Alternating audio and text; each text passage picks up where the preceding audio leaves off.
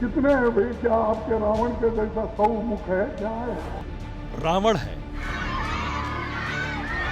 आधुनिक भस्मासुर अंते भस्मासुर है, कांग्रेस ने अपने आप को शिशुपाल के रूप में प्रस्तुत किया है कि बीजेपी के लोग जय श्री राम करते हैं मगर कभी जय श्रिया राम और हे राम क्यों नहीं करते।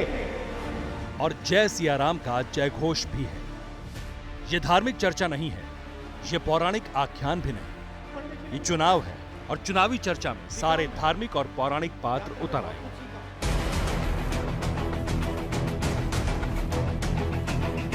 पदयात्रा कर भारत को समझ रहे राहुल गांधी ने जैसे मर्यादा पुरुषोत्तम का मर्म और गृहस्थ का धर्म से लगाव समझ लिया है। मध्य प्रदेश में राहुल ने पहले नर्मदा आरती की,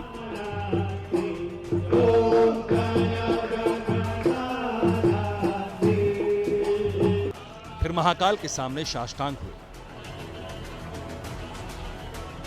राम अब श्री राम की शरण में आगर मालवा में राहुल ने धर्म उपदेशक की तरह भगवान राम के जयघोष और उस जयघोष का मर्म समझाया। भगवान राम सिर्फ एक व्यक्ति नहीं थे। धर्म के इस तत्व दर्शन और मीमांसा के बाद राहुल उस निष्कर्ष पर पहुंचे जिसके लिए उन्होंने भगवान राम के जयघोष की व्याख्या की थी कि बीजेपी के लोग जय श्री राम करते हैं मगर कभी जय श्रिया राम और हे राम क्यों नहीं करते। वो सिया राम जय श्री राम तो कर ही नहीं सकते क्योंकि उनके संगठन में एक महिला नहीं है, तो वो जय सिया राम का संगठन ही नहीं है क्योंकि उनके संगठन में महिला तो आ ही नहीं सकती, सीता तो आ ही नहीं सकती, सीता को तो बाहर कर दिया। धार्मिक आख्यान और नारों की मीमांसा के जरिए राहुल गांधी बीजेपी को उसी की पिच पर घेरते दिखे। सीधे सीधे राहुल ने यह कहा कि बीजेपी माता सीता का अपमान करती है, यानी बीजेपी महिलाओं का सम्मान नहीं करती। वो सिया राम जय श्री राम तो कर ही नहीं सकते क्योंकि उनके संगठन में एक महिला नहीं है। राहुल के इस बयान पर बीजेपी नेताओं की तरफ से बड़ी प्रतिक्रिया आई जिसकी उम्मीद थी। बीजेपी नेताओं ने विस्तार से राहुल को समझाया कि आखिर जय श्री राम और जय सिया राम कैसे एक है और कैसे राहुल का धार्मिक ज्ञान अब भी अधूरा है। इस सियासी समर में सिर्फ जय श्री राम का उद्घोष नहीं है। कांग्रेस के पूर्व सांसद वीएस उग्रप्पा तो इस जंग में भस्मासुर को भी उतार लाए। उग्रप्पा बच्चों की शिक्षा और छात्रवृत्ति पर प्रेस कॉन्फ्रेंस कर रहे थे। बोलते बोलते धार्मिक आख्यान तक पहुंच गए और पीएम को भस्मासुर बता गए।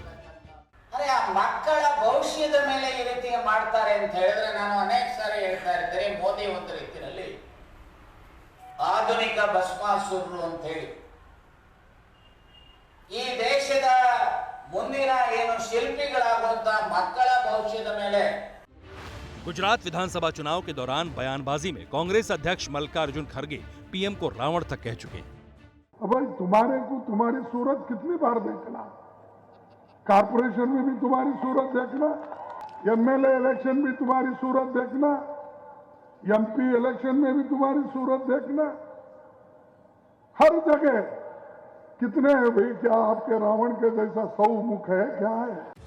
अब भस्मासुर वाले बयान के बाद बीजेपी की तरफ से भी पौराणिक आख्यान से ही एक पात्र निकला और उसी पात्र के सहारे कांग्रेस को बताने और समझाने की कोशिश की गई। कहा गया पाप का घड़ा भर चुका है। 100 गाली पूरे हो चुके हैं। कांग्रेस ने अपने आप को शिशुपाल के रूप में प्रस्तुत किया है। अब समय आ चुका है जब गुजरात की जनता और हिंदुस्तान की जनता जो जनार्दन है, जनार्दन माने कृष्ण है, जनता ही कृष्ण है, जनता ही जनार्दन है। अब हम आह्वान करते हैं जनता से, जनार्दन से और कृष्ण से कि वो लोकतंत्र रूपी चक्र धारण करके ऐसी पार्टी का लोकतांत्रिक रूप से समापन करे। तो चुनाव इस युग का है, लेकिन जिन धार्मिक किरदारों का जिक्र आया है वो त्रेता और द्वापर के हैं।